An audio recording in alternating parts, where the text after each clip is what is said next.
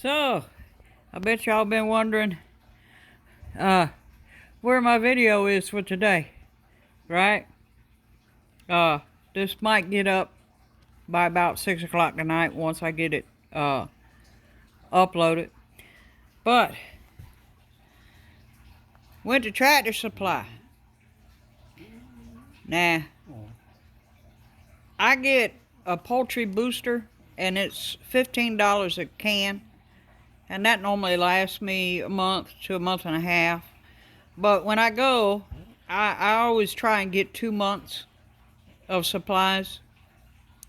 So the biggest deal I want to show you is right here. The 50-pound scratch has gone up from $15.99 to $18.99. So that's the feed, that's the chicken feed. My grit has gone up from $12.99 to $14.99. And my oyster shells have gone up from $15.99 to $16.99. So yeah, even the feed that I'm getting, you know, that's going to last me probably 2 months, even that's gone up a couple dollars, right? So I just want you to be aware of that. I'm showing you that that's what I actually paid today. And I didn't go to the normal place that I get my Hennessy from because of certain comments that I heard from neighbors that dealt with some of the people there. So, the granary that I normally go to get my scratch grains from is only open Monday through Friday. And I can only get in there maybe once every 6 months for my cracked corn. There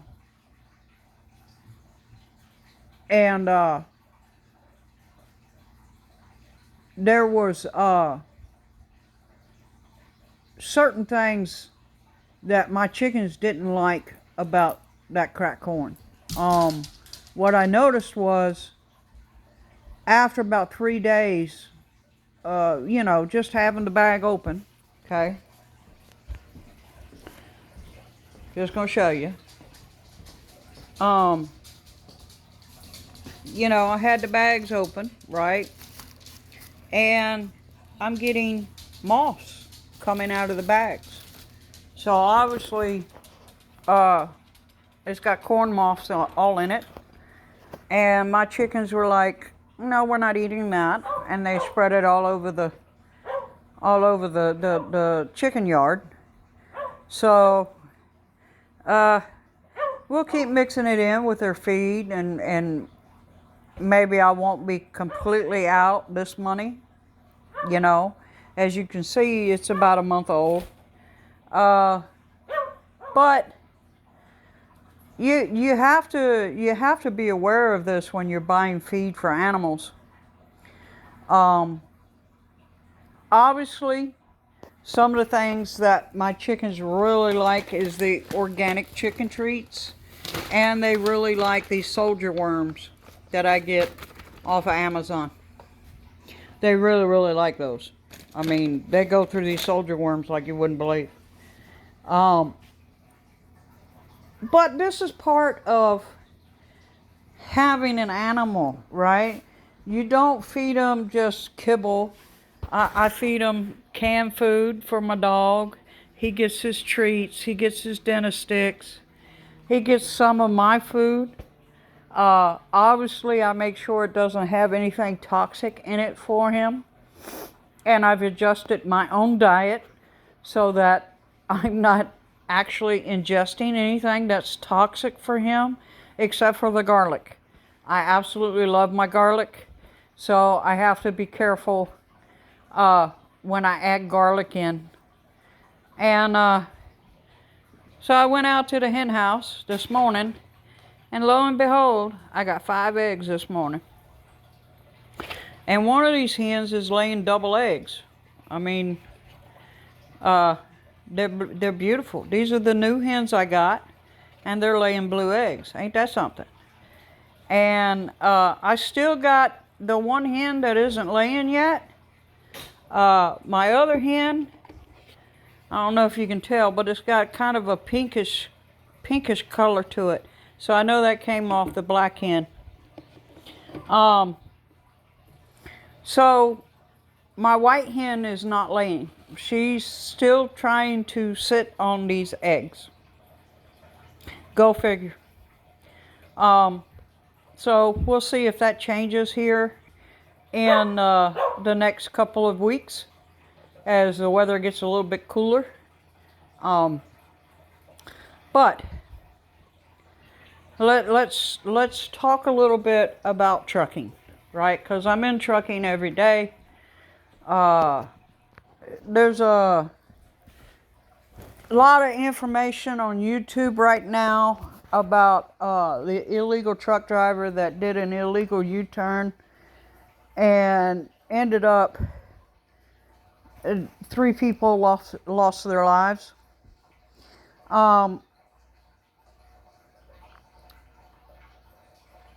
This guy should never have been in a big truck. I'll just say that. He couldn't read and write and speak English. From the video which was leaked after the accident,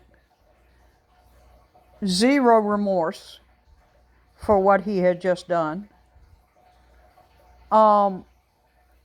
And he was completely in the country illegally.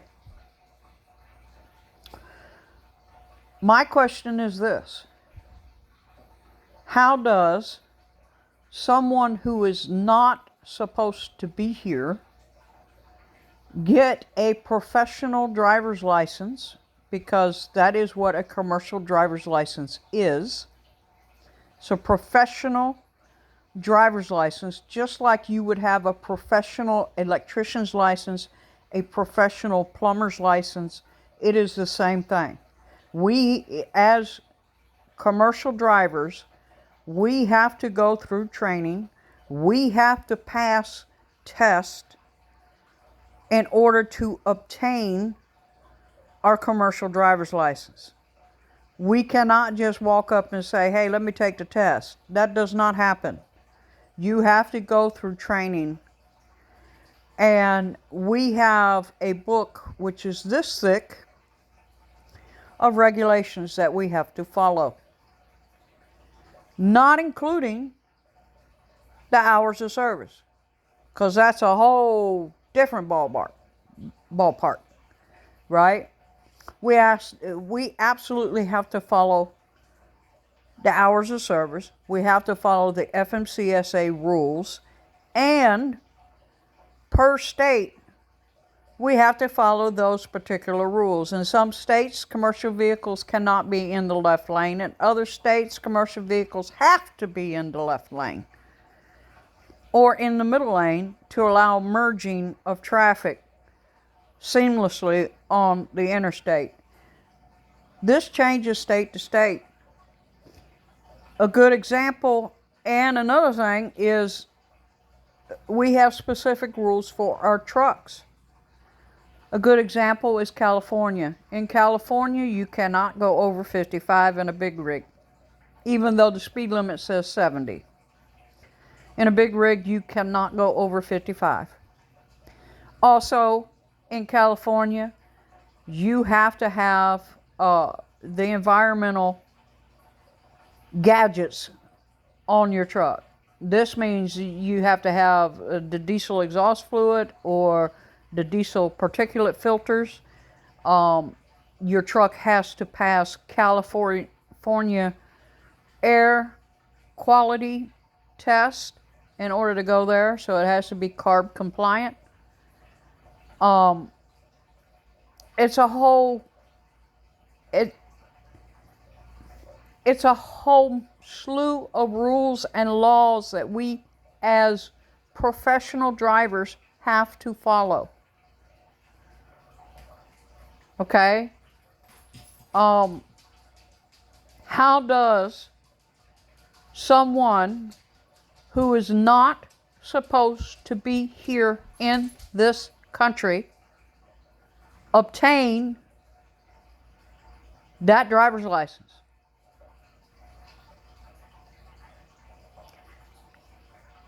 I understand that, according to the news, the company that hired him is now under investigation because of this.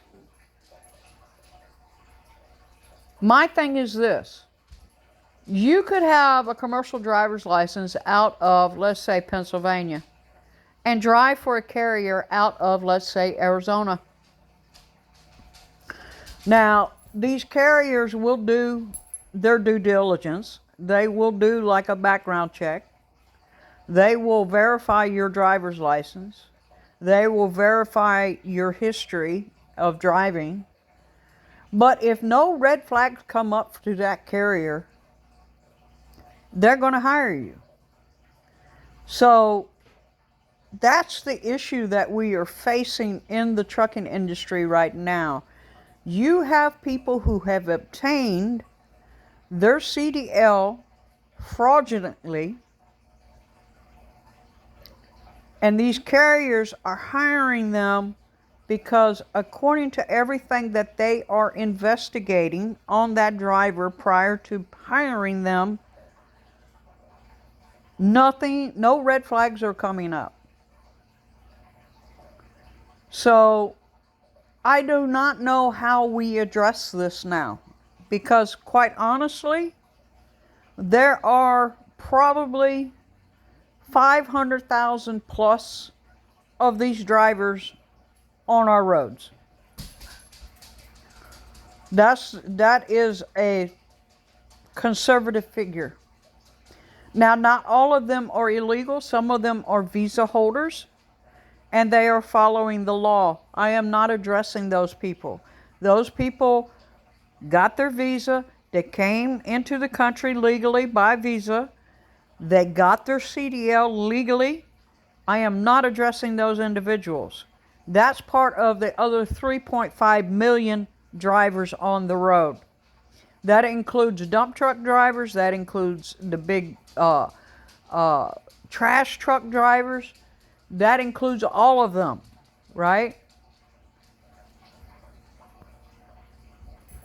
I do not know how we address this, quite honestly.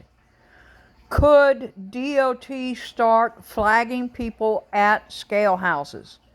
Possibly, but then again, if in the system your CDL is showing as valid and you are showing as a valid driver for that carrier, and there are no red flags coming up in the system to identify you as being illegal, I don't know how we fix it. I do not know how we fix it. I do know that one of the things we need to start enforcing, because this is on the rule books, and I'm happy to hear that there has been talk, haven't seen any action yet, but there has been talk of enforcing the English proficiency, which is written in the FMCSA guide. I'm very happy to hear that. But I'm not seeing anything happen on the ground. Now, another thing that needs to be addressed is training.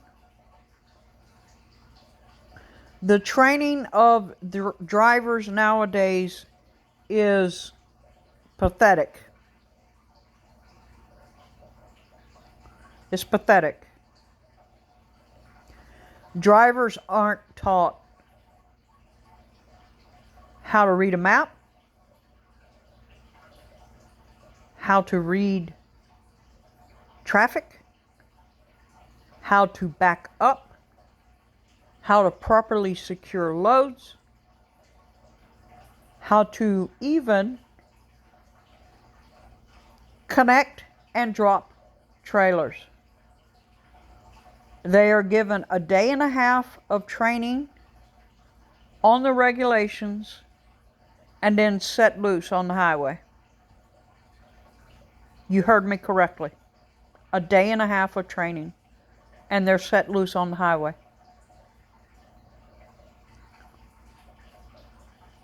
Now, when I went to CDL school, it took me almost 3 months before I was finally in a rig by myself. It took that long for me to prove myself as a competent driver. Now, understandably, this was when we had all trucks were clutch trucks. They had the shifters. This is when we had tighter control on who obtained a CDL. And this is when we had the older drivers teaching the newer drivers coming in how to drive. The drivers now are stuck in a truck that's an automatic, and they're driving these trucks as if they are cars. I want that to sink into you. They are riding up on the bumper of the cars in front of them because they have absolutely no idea about the weight ratio to stopping distance that they require. They're not taught that.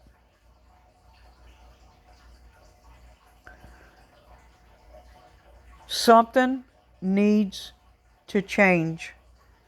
I do not know how many fatality accidents need to occur, both with just big rigs and, unfortunately, with cars and motorcycles. I do not know how many more people have to die needlessly before the authorities get involved. It's a sad situation. I will tell you this. If I'm in my pickup, my little pickup, and I see certain carriers driving down the highway, I back off and let them go. I do not want to be around them. And I'm speaking as a CDL driver with 23 years safe driving under my belt.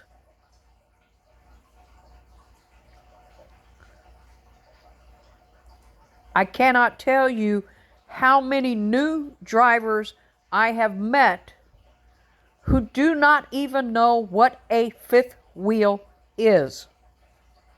Let that sink in.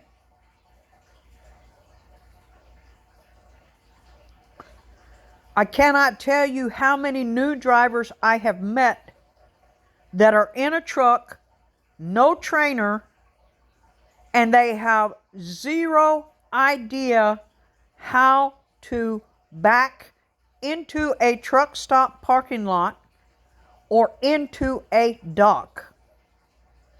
They don't have a clue.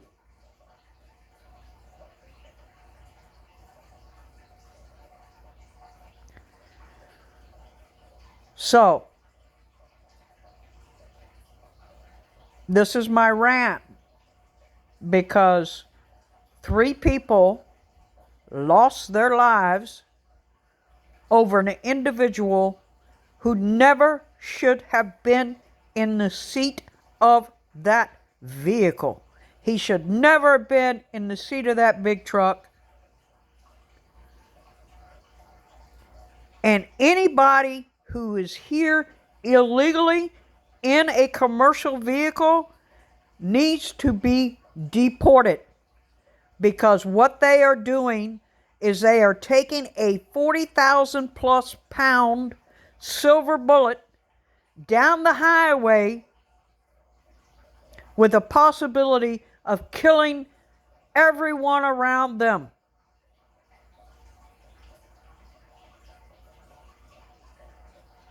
You've all seen it. Something has to be done. Like I said, I'm not addressing the people who came here legally with a Visa card and got their CDL legally.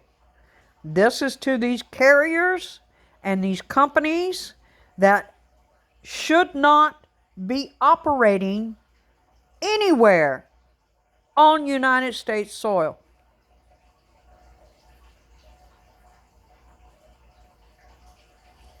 I am mad as hell about this because that is not the only accident that has happened within the last week. That's only the one that's being put out there on the YouTube and on the news and on the media. It's not the only accident.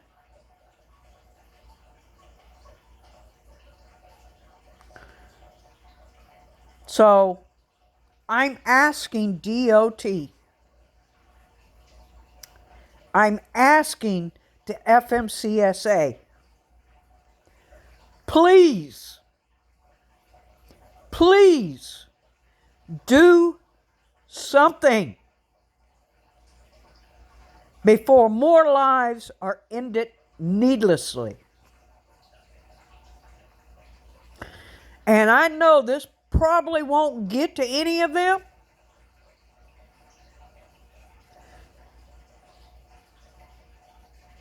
but how many children, how many families have to be destroyed before you do your job?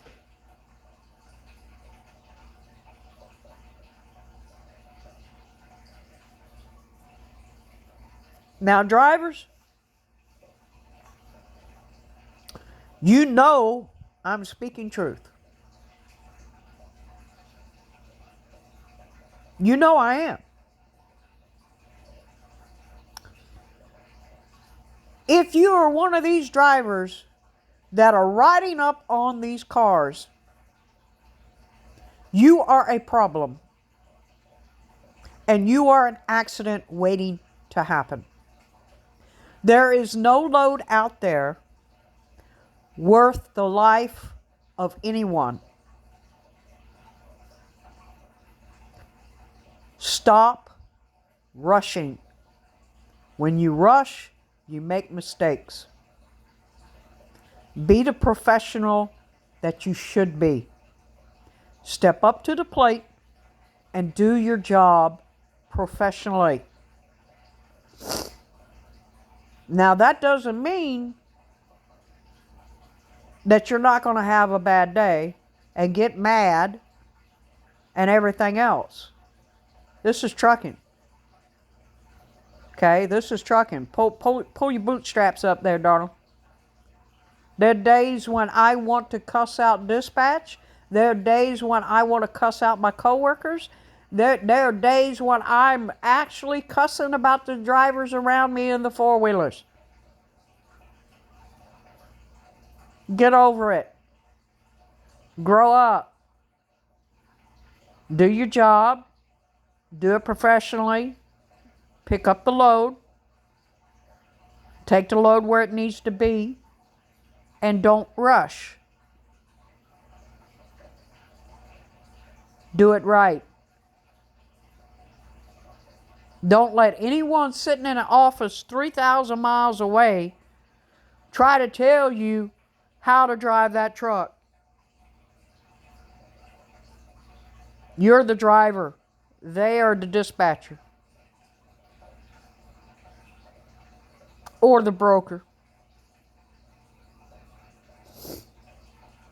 You are in control, because let me tell you what's going to happen if you get in an accident. Suddenly, well, we didn't tell them to do that. We didn't tell them to go down the highway with a flat tire. We didn't tell them to haul a hazmat load with no placards on it. Do you see what it all comes down to? Don't put your life and the lives of the people around you at risk. Take your time, stop rushing, and stop riding up on the back of cars. Yes, sometimes they cut us off. And they want to slip into that spot. You know what? Take your foot off the gas pedal.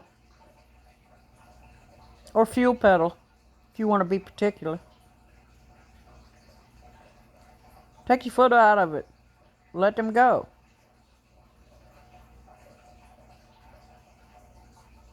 That couple seconds could save someone's life.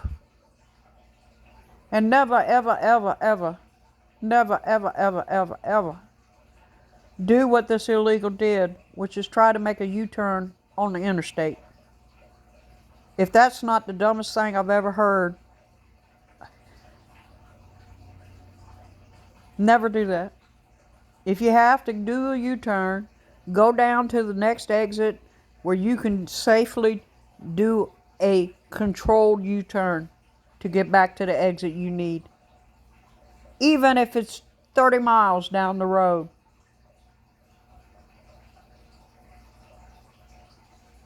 That's common sense.